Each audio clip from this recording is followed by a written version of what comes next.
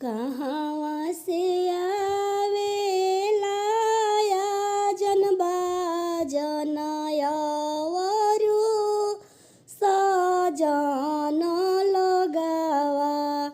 अरे माई कहवा से अइले जाटा धारी शिवजी झोरी में लमंगली हले।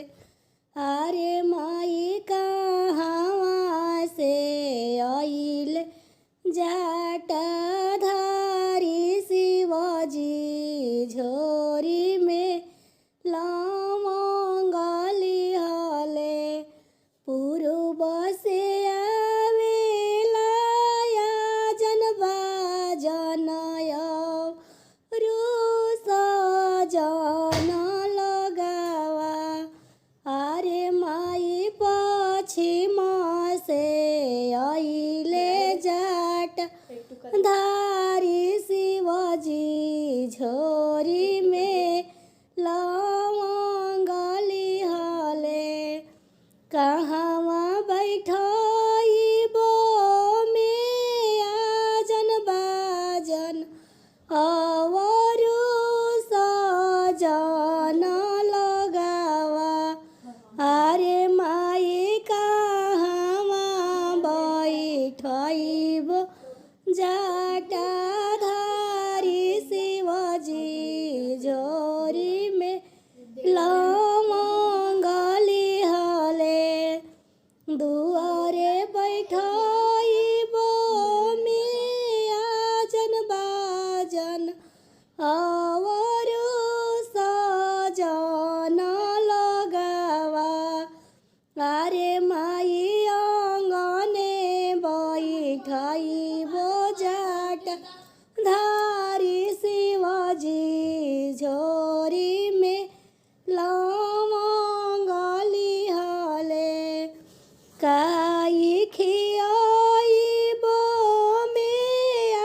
जन बाजन अवरु सजन लगावा। अरे माई काई खियाइबो जाटा धारी शिवजी झोरी में लमंगली हले। खोआ खियाइबो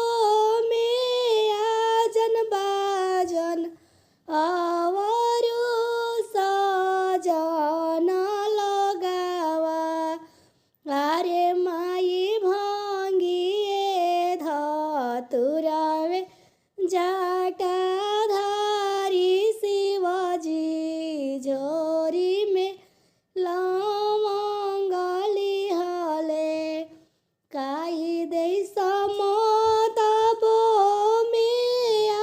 जन बाजन अवरु सजन लगावा। अरे माई काई दे समदबो जाटा धारी शिवजी झोरी में लमंगली हले।